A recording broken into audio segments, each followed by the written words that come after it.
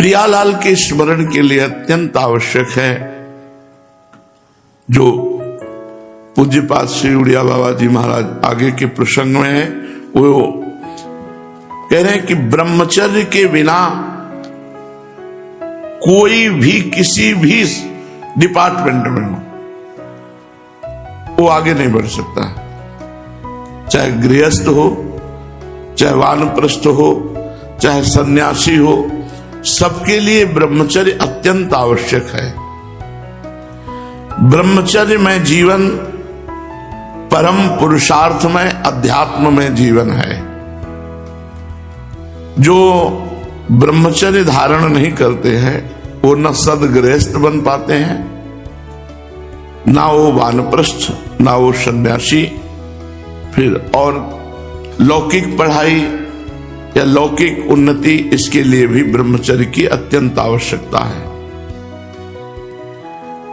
ये भोग बुद्धि जब तक हमारे हृदय में बनी रहेगी तब तक लौकिक पारलौकिक उन्नति नहीं होगी।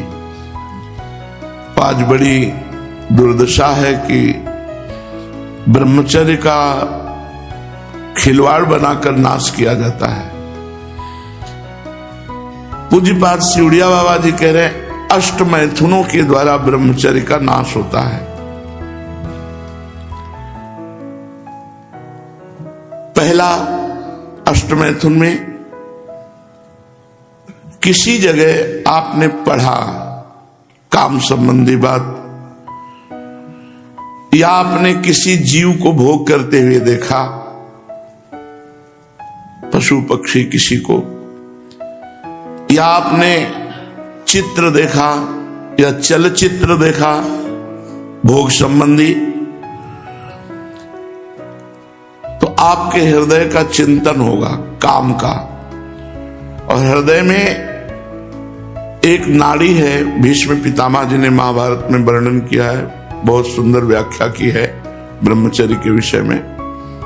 एक पंचचूड़ा नाम की अप्सरा ब्रह्मलोक से आई थी, देवर्षि नारद जी ने उससे वार्ता की। शास्त्रों में तो सब खोल खोल के वर्णन किया गया है। मूल जो धर्म का मूल है, अध्यात्म का मूल है, वो ब्रह्मचर्य है।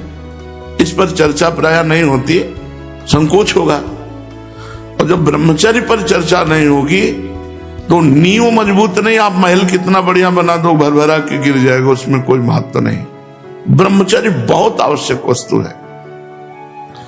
तो पहला है किसी जगह हमने पढ़ा काम संबंधी बात, या हमने काम संबंधी क्रीड़ा देखी पशु पक्षी किसी की भी, या हमने चित्र गंदा देखा या चलचित्र देखा, जो आज सिनेमा आदि में, मोबाइल आदि में आप सर्च करके देखते हैं बहुत। ये सबसे पहला अष्ट मैथुन में है।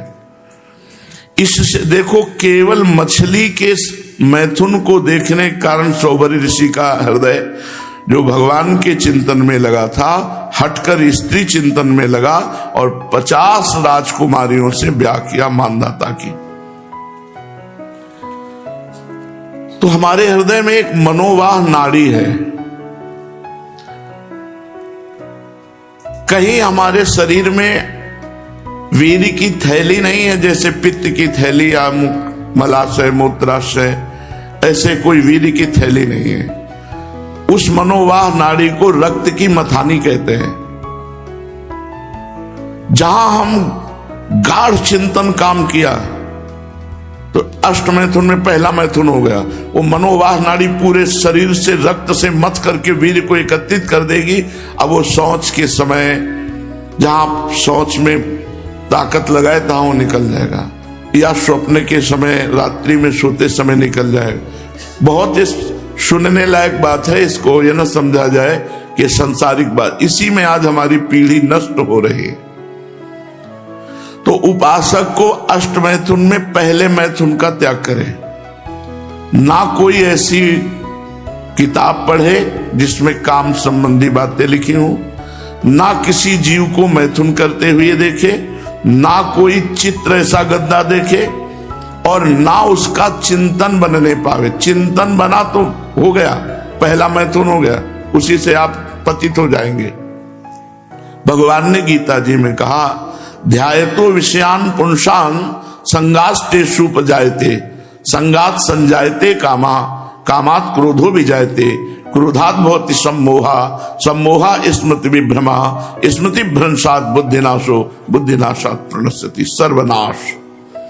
जब हम काम का चिंतन करते हैं वही हमारा सर्वनाश का कार्य बन गया। बहुत ध्यान से सुनो, कोई चित्र, कोई सिनेमा, कोई मोबाइल से गंदी बात या किसी जीव को मैथुन करते हुए देखना और उसका चिंतन करना, ये पहला मैथुन हुआ। अष्ट मैथुनों में एक में पतित हो जाएगा।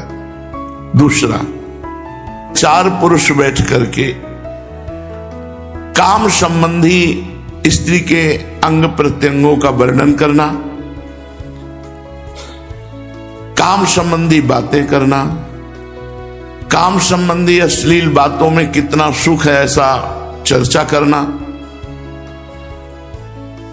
इसके चर्चा करने से चिंतन बनता है।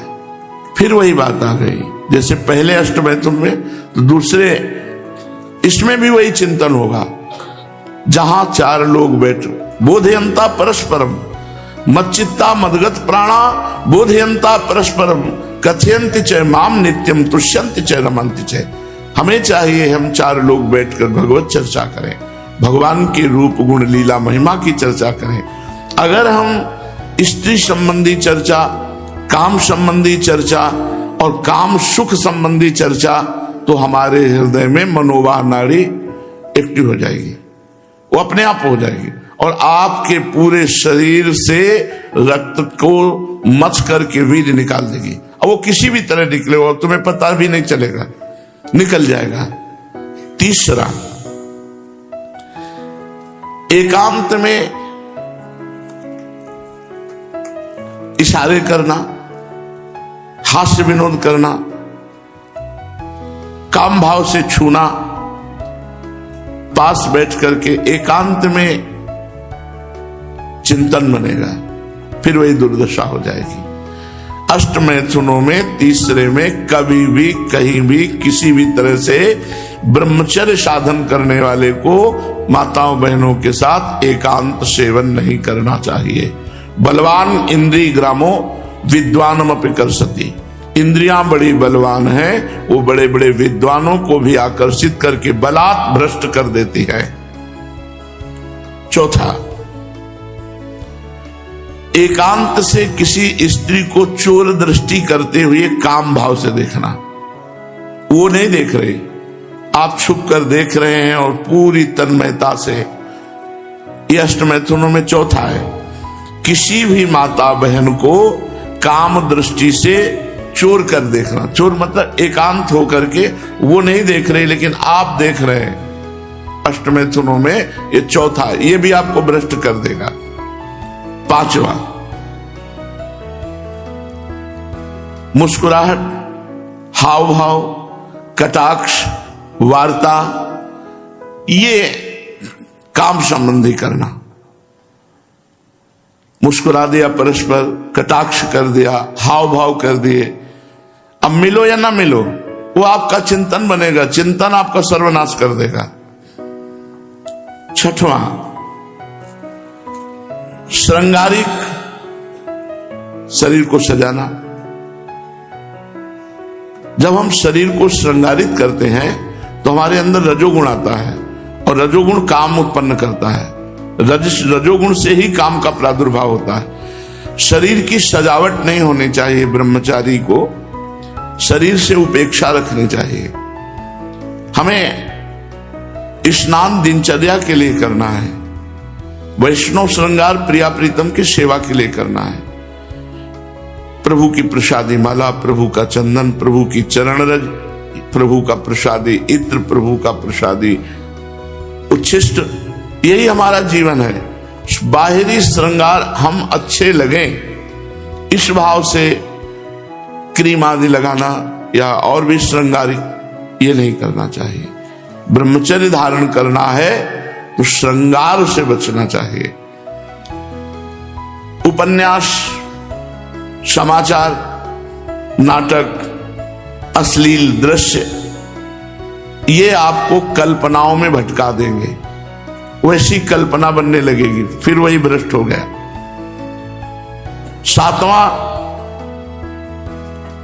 किसी के द्वारा भोग की बात सुन करके उसकी प्राप्ति के लिए प्रयत्न करना, यह अष्टमैथुनों में सातवां है।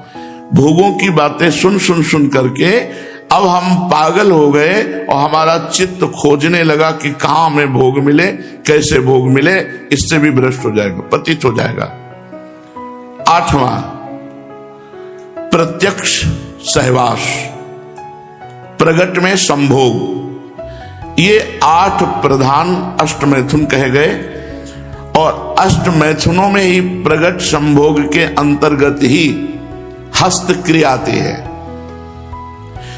ये इतनी भीषण बीमारी है, इतनी जोर से फैली हुई है कि चाहे बच्चा हो चाहे बच्ची हो, कुसंग के प्रभाव से एक 12 वर्ष के बच्चे से पूछा तुम्हें कैसे ज्ञान हुआ ये, क्योंकि लक्षण दिखाई देते हैं, जैसे चेहरे में देखो तो एक दृष्टि होती है अपने लोगों के पास, जहां उस दृष्टि से देखो तहां पता चल जाता है ब्रह्मचारी है कि नहीं है।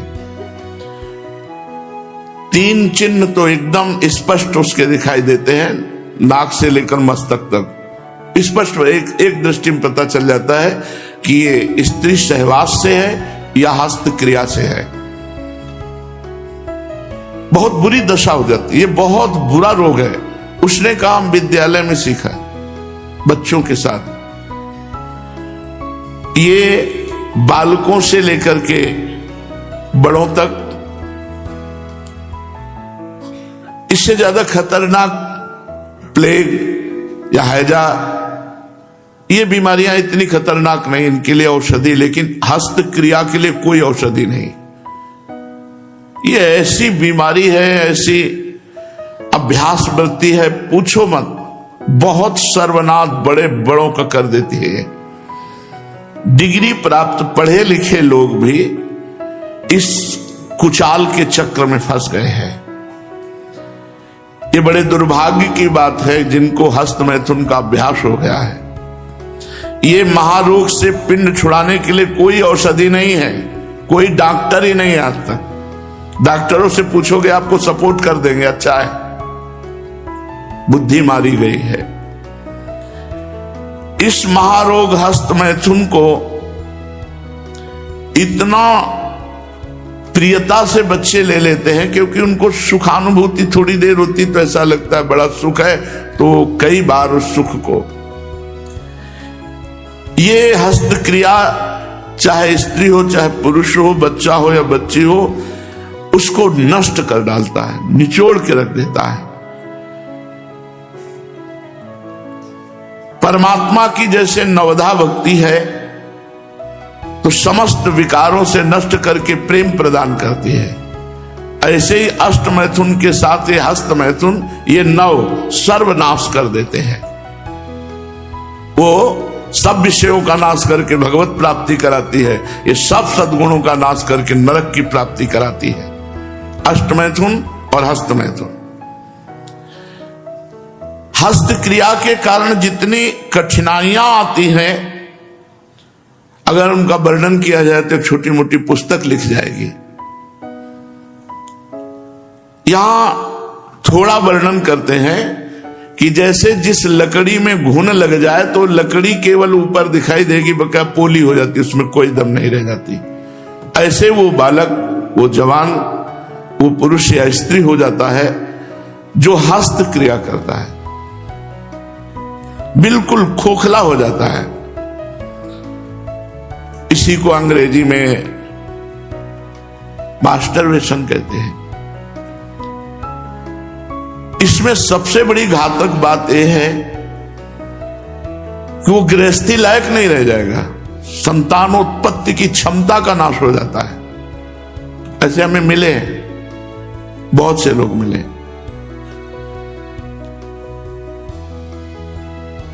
नस नाड़ियां भगवान के द्वारा बनाई गई हैं, उनका संयोग बनाया गया है गृहस्थ धर्म की पूर्ति के लिए।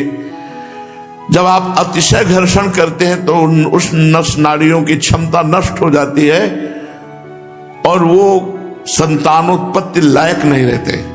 बहुत समझ लो, क्षमता नष्ट हो जाती है। क्या फायदा हुआ, आपने अपने जीवन को नष्ट कर दिया। उनकी स्नायु इतनी दुर्बल हो जाती हैं जिसे नष्ट कहते हैं। एक नहीं, लाखों करोड़ों लोग इसके शिकार हैं। जब घर्षण से नस दौर्बल्य आ जाता है तो स्वयं जो वीर तत्व है, चाहे जिसका भी हो, वो अपने आप निकलता रहता है, रिलीज होता रहता है। जरा से लब शंका में ताकत लगाई निकल गया, सोच में ताकत लगाई निकल गया, या स्वाभाविक उसका। यहां तक कि सामान्य भोग की बात सुनते ही निकल गया, श्रृंगारिक वर्णन हुआ निकल गया, चिंतन किया निकल गया, बिल्कुल जीवन बर्बाद। कोई दृश्य देखा पतित हो गया। ये बहुत बड़े योगी की, महापुरुष की वाणी से आपको सुना रहे हैं। ये अत्यंत आवश्यक, गुरुकुल में रख करके बच्चों को सबसे पहले ब्रह्मचर्य शिक्षा ही दी जाती थी। आज इसकी चर्चा ही नहीं, पूरे भारत में चर्चा नहीं। क्योंकि कैसे इसकी चर्चा के बिना, इसको संभाले बिना ना अध्यात्म बनता है न व्यवहार बनता है। अति घर्षण होने के कारण इतना पतला वीर शक्ति हो जाती है कि उसमें संतान उत्पत्ति करने की क्षमता ही खत्म हो जाती है। शरीर के भीतर मनोवाहा नाम की एक नाड़ी है। इस नाड़ी का पूरे शरीर से संबंध है। काम क्रिया नहीं, काम भाव आते ही वो एक्टिव हो जाती है और पूरे शरीर को मथ करके सप्तम धातु को नष्ट कर देती है। नस नाड़ियां कांप उठती हैं जिस समय पूरे शरीर का मंथन वो करती, वीर का घर्षण आकर्षण करके बाहर पूरी नस नाड़ियां, पूरे शरीर, उसी को आनंद समझता है, नाश को आनंद समझता है। सोचो, जिसके निकालने में तुम्हें ऐसा आनंद लगता है, उसको रोकने में कितना आनंद होगा। सब शरीर की नस नाड़ियां कंपायमान हो जाती हैं। शरीर में दो प्रकार के रक्त, एक सफेद और एक लाल। सफेद में रोगों को लड़ने की, काटने की क्षमता होती है और जब आपका शक्तिपात होता है तो सब सफेद रक्त उससे नष्ट होता है। आपके रोगों की लड़ने की क्षमता खत्म हो जाती। थोड़े ही दिनों में धातु दौर्बल्य, sugar, blood pressure high low, स्वप्न दोष, मधुमेह आदि बड़े बड़े रोग हो जाते हैं। ये रोग इसी से होते हैं। जितना अधिक पुष्ट ब्रह्मचर्य होगा तो ये श्वेत कीट बलवान होते हैं। इतने बलवान हो जाते हैं कि विष को भी पचा जाएगा। श्वेत कीट अर्थात ब्रह्मचर्य ना निकले तो उसमें इतनी क्षमता होगी कि वीर भी अगर वो पुष्ट होकर के मजबूत हो गया तो विष चला जाए तो वो भी उसको मार नहीं सकता। इतनी क्षमता ब्रह्मचर्य में है। विष को पचा डाले, भोजन की क्या बात। परंतु जो अपनी शक्ति को छीण करते रहते हैं तो इतना दुर्बल हो जाता है कि पानी पचना मुश्किल हो जाता है। हैजा, प्लेग, मलेरिया, थोड़ी थोड़ी दिनों में सर दर्द, बुखार, और वो मानो मरा हुआ व्यक्ति है। आलस्य, प्रमाद, एकदम कोई उत्साह नहीं। हस्त क्रिया से जो वीर्य नाश होता है उससे सबसे पहला धक्का दिल को लगता है। दिल का कमजोर आदमी, स्मृति शक्ति नष्ट होने लगती है। क्या कहा था, क्या सुना था, क्या कोई कार्य था, सब विस्मरण होने लगता है। एक ब्रह्मचारी हैं, 85 वर्ष के। किस तारीख को कितने घंटे में किस मिनट में कौन सा महीना पूरा सब अभी याद है। 50वां वर्ष का तुम अमुक तारीख को अमुक घंटे में अमुक दिन में अमुक जब समय पैदा, उनको कुंडली की जरूरत नहीं, सब स्मृति कितने वृद्धावस्था में तो स्मृति नष्ट हो जाती है। और ब्रह्मचारी हर स्मृति एक एक बात की स्मृति। शरीर नाड़ियां उभर आती, नस नाड़ियां शरीर में हल्का पीलापन आने लगता है चेहरे पे। दिमाग की स्नायु बिगड़ने लगती है। अधिक करने वाले हस्तमैथुन के अपस्मार, पागलपन, दिमाग कंट्रोल में नहीं रहता, चिड़चिड़ा स्वभाव, क्षण में क्रोध, बस लड़ जाना, एक जीवन बर्बाद। और पक्षघात, लकवा, ग्रंथिवात, हर जगह मोड़ में दर्द होना, संधिवात, वायु रोग बढ़ जाना, मिर्गी, पागलपन, तंद्रा, निद्रा या निद्रा हट जाना, बहुत निंदनीय स्थिति हो जाती है। हस्त क्रिया करने वाले की बहुत निंदनीय स्थिति हो जाती है। बार बार खांसी आना, क्षय रोग होना और हृदय की बीमारियां बढ़ना। हृदय रोग की, ब्रह्मचारी है तो हृदय रोग की बीमारी नहीं बढ़ सकती। उसमें इतना पावर होता श्वेत रक्त का कि वो ब्लॉक होने ही नहीं देता। बहुत आवश्यक है मनुष्य जीवन दीर्घायु होकर के समाज सेवा, भगवत आराधना, भगवत प्राप्ति, इसके लिए ब्रह्मचर्य बहुत आवश्यक है। ये जो श्वास प्रश्वास की मोटी गति और रफ्तार, ये ब्रह्मचर्यहीनता का लक्षण। यक्षमा, यहां तक देख लीजिए क्या सुविधा रही होगी। सत्यवती जी के जो पुत्र थे विचित्रवीर, क्या सुविधा रही होगी। चक्रवर्ती सम्राट भीष्म जी जिसके रक्षक, कौन सी औषधि नहीं होगी। लेकिन 2 पत्नियों को प्राप्त करके ब्रह्मचर्यहीनता पे उतर गए तो राजक्षमा रोग हो गया और मर गए। ये सबसे ज्यादा महाभयानक प्रभाव हृदय पर डालता है। हृदय पर, हृदय रोग से अभागा अकाल मृत्यु को प्राप्त होता है। गया मस्तिष्क पर बिजली के करंट की तरह धक्का लगता, सब स्मृतियां नष्ट होती चली जाती है।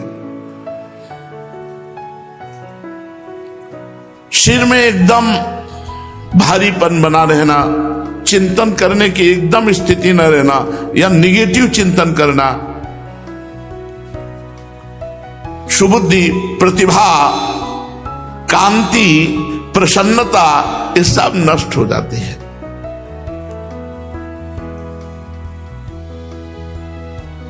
सौ पागलों में अगर चेक किया जाएगा तो 95 पागल ब्रह्मचर्यहीनता से होते हैं। व्यभिचार या हस्त क्रिया, इसका परिणाम है अंततोगत्वा सिद्धि बना देना, पागल बना देना, चिड़चिड़ा बना देना, समाज लायक न रखना। सैकड़ों, हजारों, लाखों बच्चे इस बीमारी से पीड़ित हैं, वर्तमान में पीड़ित हैं।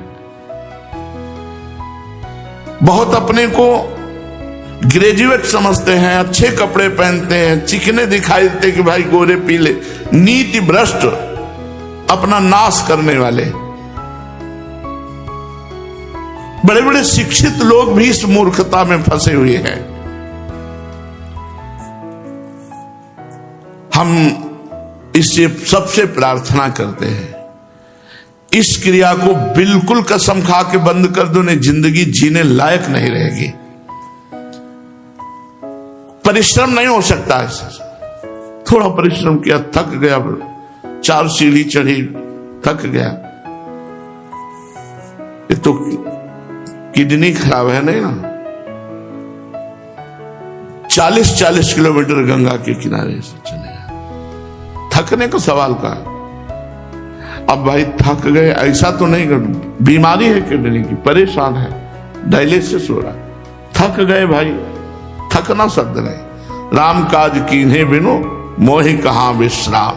हे मानव जीवन मिला बहुत जन्मों में, सब थोड़ा सा संयम, थोड़ी सी परिश्रम, थोड़ा सा पढ़ाई, दिमाग में दर्द होने लगा बंद करो, मन न लगना, न पढ़ने में लगना, न शास्त्र स्वाध्याय में, न किसी कार्य में। ये शरीर का राजा है, राजा घायल हुआ तो सब सैनिक बंदी बना लिए जाते हैं, ब्रह्मचर्य नष्ट हुआ तो सब इंद्रिया मन तुम्हें अधीन कर लेंगी, गुलाम बना लेंगी। आंख में कमजोरी आ जाना, एक आती है अवस्थागत, 50 के बाद जो है वो नजदीक का और दूर का अंतर पड़ने लगता है, नजदीक किसी का और किसी का दूर का पढ़ने में। नाक, कान, जिह्वा, वाणी, पैर, त्वचा, ये सब असमर्थ हो जाते हैं, यहां तक कि भयंकर कब्ज बनने लगती है और कई बीमारियां लघुशंका संबंधी होने लगती हैं। हस्तक्रिया करने वाले का चेहरा कांतिहीन होगा, बुझा बुझा सा, ढीला शरीर, फीकापन, दुर्बलता मन की। शरीर भले मोटा हो सकता है, चर्बी बढ़ सकती है, मोटापा बढ़ सकता है। कांतिहीनता, मुर्दे जैसा जीवन, उत्साहहीन जीवन, निराश जीवन, हताश जीवन, और अभ्यास इतना पुष्ट हो जाता है कि फिर वो कसमें काम नहीं करती। इतना विषयानंद बढ़ जाता है कि एक दिन में कई कई बार अपने को नष्ट करता है। इंद्रिय दुर्बलता, अन्य शरीर के रोग और दुख, आंतरिक हृदय जलन, संतानोत्पादक शक्ति का नाश, ऐसे लोग अपने जीवन को अपने हाथ से नष्ट कर देते हैं। सबसे बड़ी बात कि अशांति, दरिद्रता, अकर्मण्यता, डिप्रेशन, ये सब इससे मतलब पूरे खोखला कर देते हैं जीवन को। और वैसे परिणाम में भारी शास्त्रीय सिद्धांत से अधर्म है और इस पाप कर्म का फल नरक मिलेगा। कैसे पाप कर्म हुआ कि भाई हम तो किसी का पाप नहीं, जिस शक्ति को तुम नष्ट करते हो, यदि वो गृहस्थ धर्म के अनुसार गर्भाशय में पहुंच जाए तो उससे बालक की रचना होगी ना, उस हत्या का फल तुम्हें लगेगा। एक जीव की हत्या का फल तुम्हें लगेगा, ये कोई खिलवाड़ नहीं।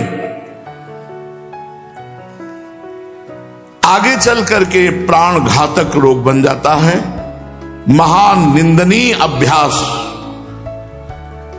हजारों कस्में, हजारों प्रतिज्ञा खिलाने पर भी वो छोड़ नहीं पाता। सब प्रतिज्ञाएं कस्में ताक में धरी रह जाती है। थोड़ी भी ऋतु परिवर्तन उसको बर्दाश्त नहीं होता। जुखाम, सिर दर्द, छाती में पीड़ा, बहुत सर्दी लगना, बहुत गर्मी लगना, बहुत बात लगना, कोई जरा सी बात कर दी बस घंटों उसी का चिंतन करता रहता है।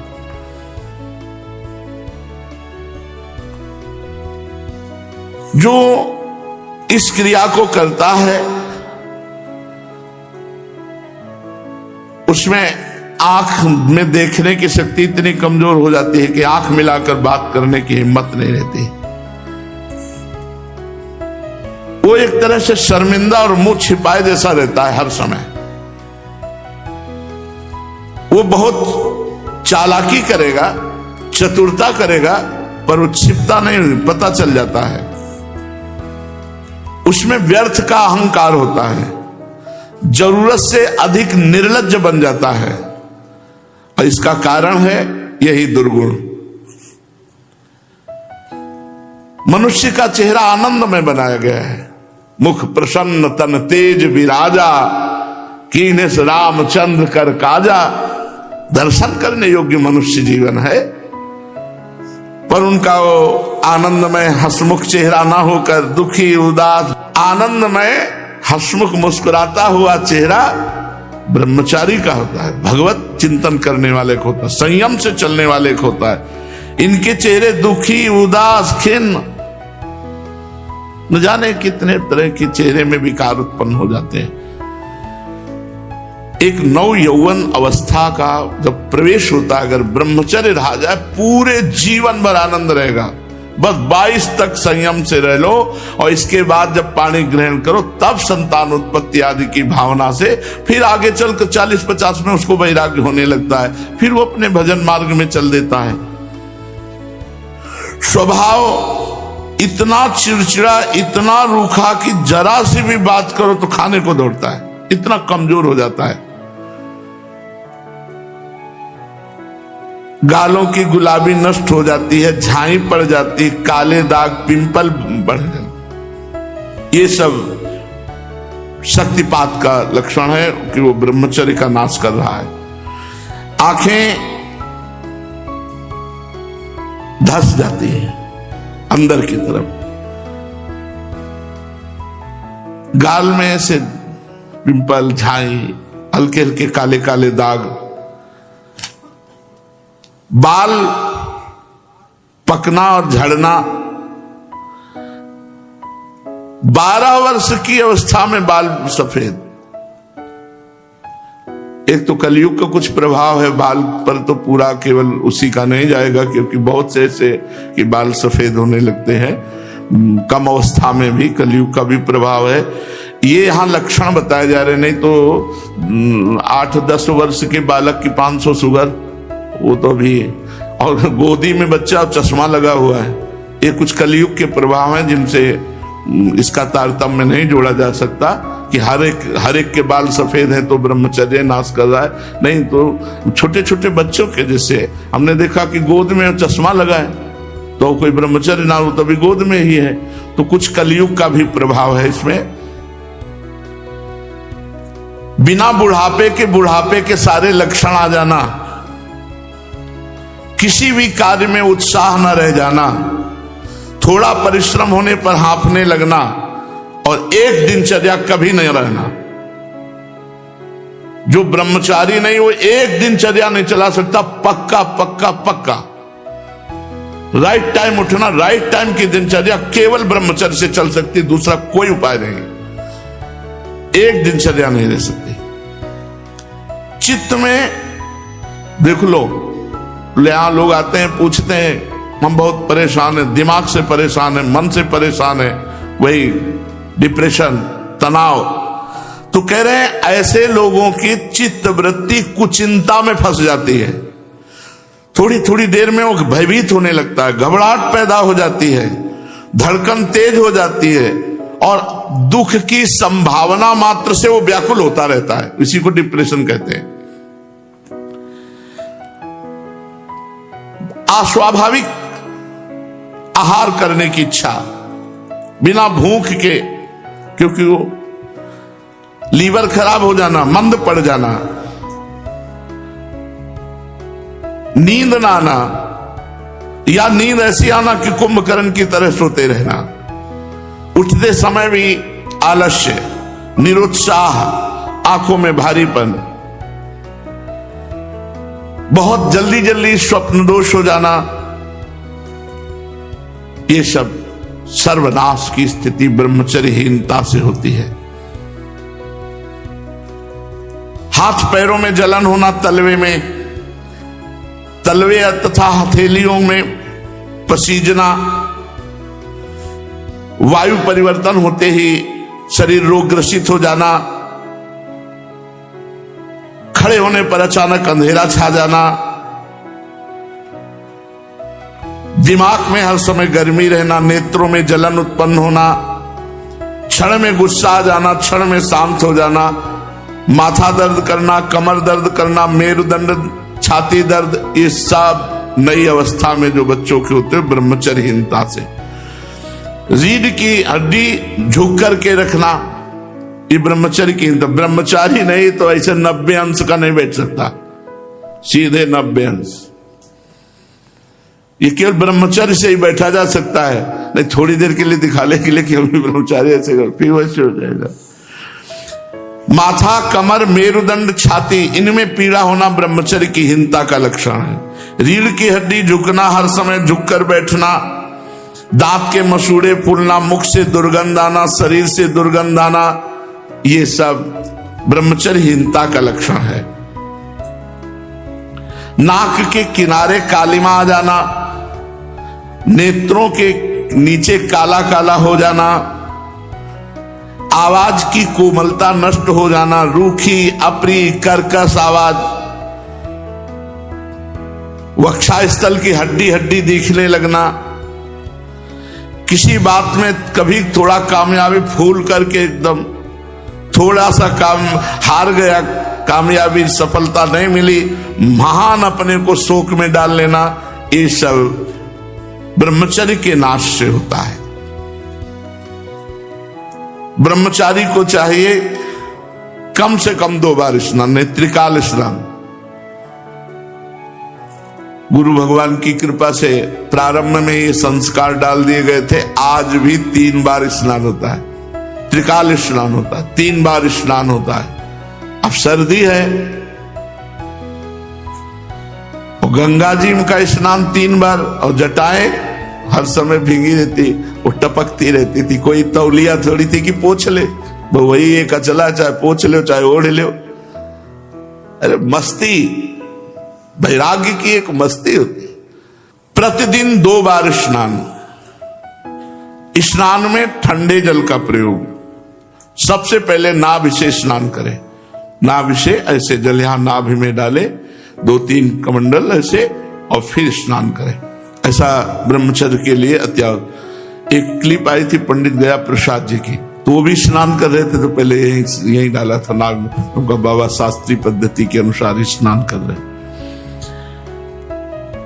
साबुन, सोडा, ये जो फैक्ट्रियों में बनते हैं, इनसे शरीर साफ करने की जरूरत नहीं है।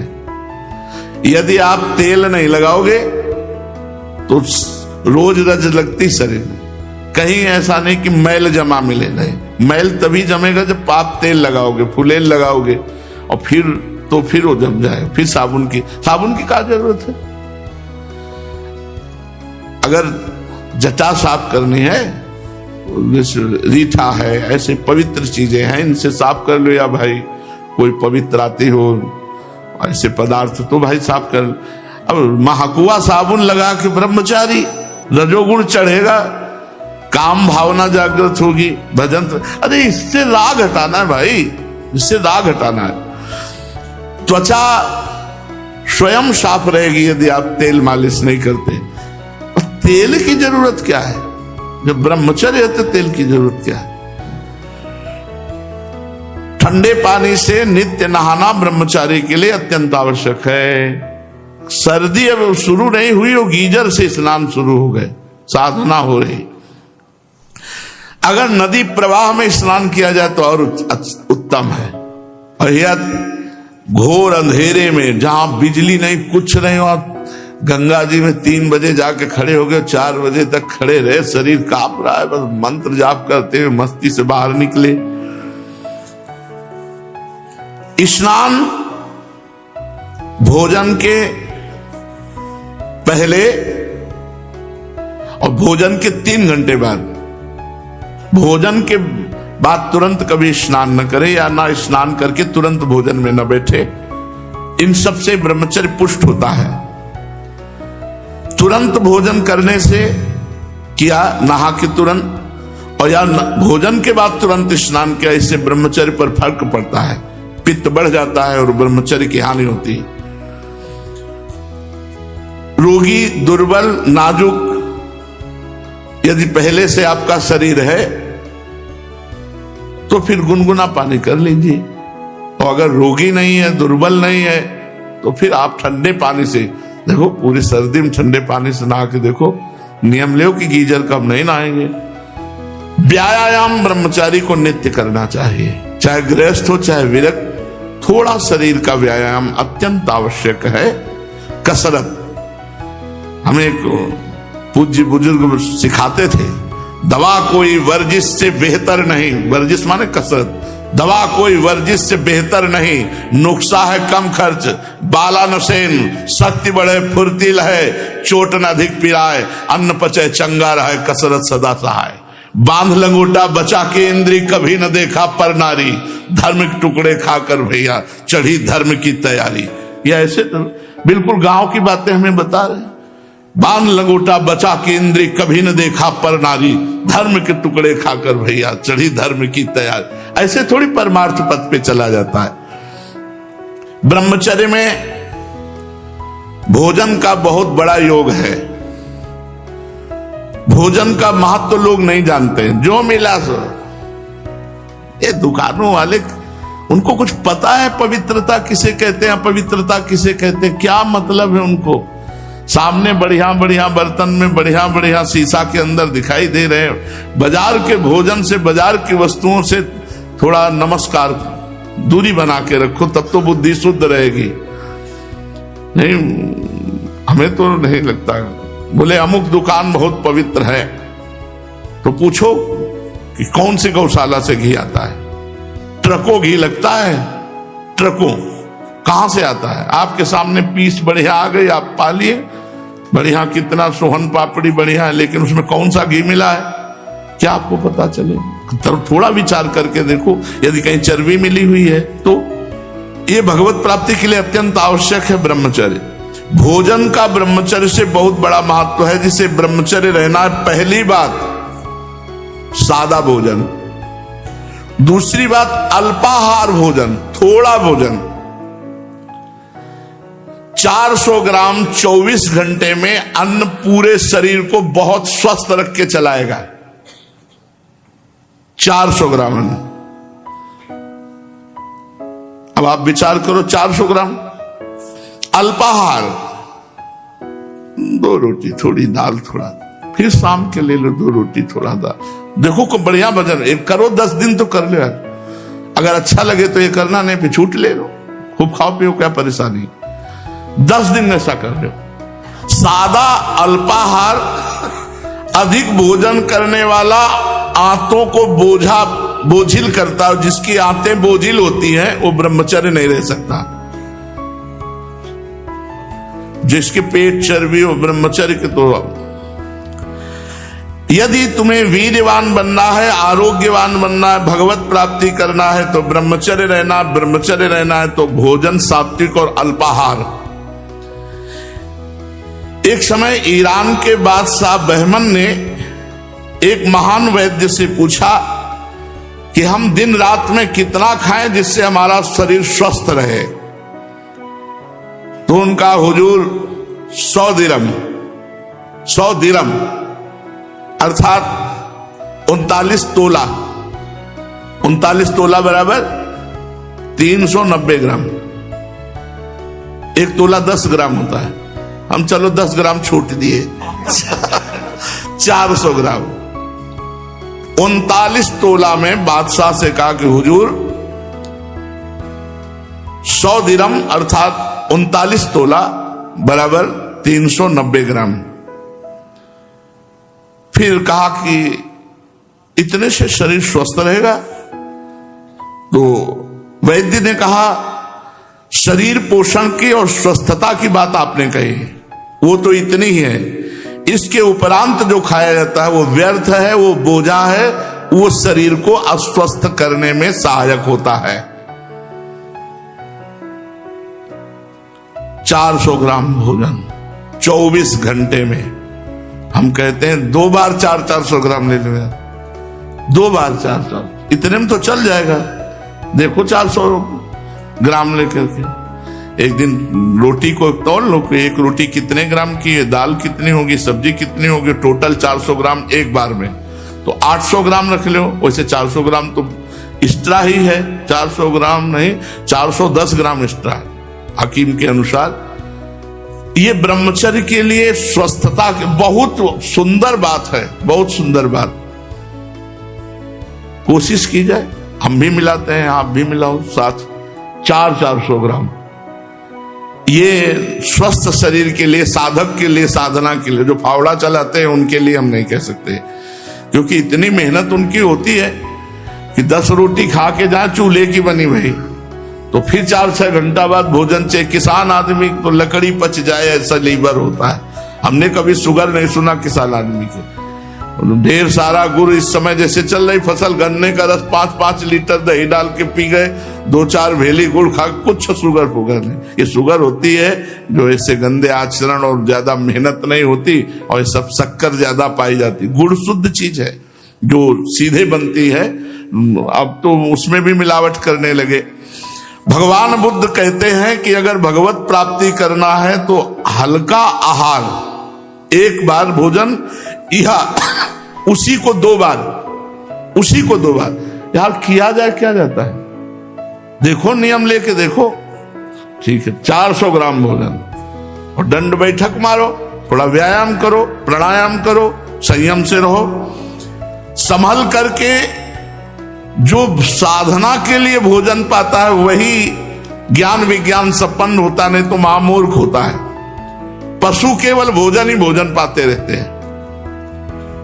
भोजन तुम्हारा जीवन भी है और भोजन तुम्हें मार भी देगा। अब आप सोचो, जो दूसरों का मांस खाते हैं कैसे जीव है। अरे ऐसे ऐसे जिंदा मछली पकड़ के ऐसे चबाते हैं, इनको यमराज चबाएंगे ऐसे। देख लेना, यहां मृत्यु लोक में ही ऐसे दंड मिलते हैं, पूछो मत। अब एक्सीडेंट हुआ, फंस गए पूरे सब लोहा लंगड़ यहां ऐसे, ओ वैसे ही जैसे फंसा के तुम मारे। अब तड़पो तड़पो, कब कहां कैसा चीख रहा है, चिल्ला रहा है। अवश्य में भोक्तव्यम कृतम कर्म शुभाशुभम। जीने के लिए खाओ, जियो भगवान के लिए, मरने के लिए मत खाओ। काहे को इतना भोजन। भक्तदास वामन, उनसे पूछा निकम्मा कौन है, तो उनका निकम्मा वही है जो बहुत भोजन करता है, वही कायरता, आलस्य, प्रमाद, अल्पाहार। महापुरुष की पहचान क्या है? जो अपने को सबसे छोटा मानता है और अल्पाहार युक्त रहता है। अल्पाहार थोड़ा भोजन और अपने को सबसे छोटा मानता है, वो महापुरुष है। महापुरुष कैसे बने? मन को वश में करने से। मन को कैसे वश में करें? सात्विक और कम भोजन पाने से और ब्रह्मचर्य रहने से। तो कम खाना कैसे सीखे? आहार को थोड़ा थोड़ा घटाते चले जाओ और एक लिमिट में ले आओ। आहार कैसे घटे? बेस्वाद भोजन पाओ, बेस्वाद भोजन पाओ, अपने आप 300 ग्राम में मन कहेगा रहने दो। सात्विक आहार, ताजा भोजन, रसयुक्त भोजन, हल्का भोजन, मधुर भोजन, जैसे गेहूं की रोटी, चावल या जौ की रोटी या मूंग और अरहर की दाल, थोड़ा दूध, कम मात्रा में घी, थोड़ा मीठा, सेंधा नमक, ये सात्विक आहार। इतनी राजस गर्मा गर्म कड़ुआ, किसी किसी को देखा मतलब ऐसे निकला मुंह में डाल लिया, ओहो, ये सब राजसिक। अत्यंत कड़ुआ, अत्यंत गरम, अत्यंत नमकीन, अधिक मीठा, रूखा, चटपटा, खट्टा, तैलयुक्त, दोषयुक्त, गरिष्ठ, पूड़ी, कचौड़ी, मालपुआ, खट्टा, लाल मिर्च, तेल, हींग, प्याज, लहसुन, गाजर, उर्द, सरसों, मसाला, मसूर। और फिर ये तो सब त्याजी है, मांस, मछली, कछुआ, अंडा, शराब, चाय, काफी, ये तो सब। अगर राजसी आहार करोगे तो मन चंचल, कामी, क्रोधी, लालची और पाप कराएगा। ये राजसी आहार है, इसको छोड़ देना चाहिए। अगर गरम रोटी आई है तो उसको ऐसे टुकड़े कर दो जिससे उसकी धुआं निकल जाए। धुआं निकलने के बाद ही पाओ, यानी गर्मा गर्म धुआं, वो आपके लिए हानिकारक होगी, भजन में बाधक होगी। कड़ुआ नहीं, तीखा नहीं, अधिक नमकीन नहीं, अत्यंत मीठा नहीं, रूखा नहीं, चटपटा नहीं, खट्टा नहीं, तैलयुक्त नहीं, दोषयुक्त नहीं, गरिष्ठ नहीं, पूड़ी, कचौड़ी, मालपुआ, ये सब नहीं। बोले तो कहा क्या पाना है? तो ऊपर बताया ना, मूंग की दाल, अरहर की दाल, गेहूं की रोटी, जौ की रोटी, थोड़ा चावल, हल्का थोड़ा मीठा, आधा चम्मच बहुत घी में छोंक लो दाल। ये है सात्विक। रोज पाना है ना, और ब्रह्मचर्य से रहना है। तामसिक आहार, ये अगर सतोगुणी और राजसी भोजन अधिक मात्रा में पा लिया जाए तो वो भी तमोगुण हो जाता है। बासी अन्न, रसहीन, दुर्गंध युक्त, प्याज, लहसुन, घृणित, निंदनीय, अपवित्र विचार से बनाया हुआ, अपवित्र पात्रों में बनाया हुआ, ये दुखी, बुद्धिहीन, क्रोधी, लालची, आलसी, दरिद्र, अधर्मी, पापी, अल्पायु बना करके नरकगामी कराता है तामसिक भोजन। इसलिए सात्विक भोजन पाओ, कम भोजन पाओ, ब्रह्मचर्य से रहो और भगवान का निरंतर नाम जप करो।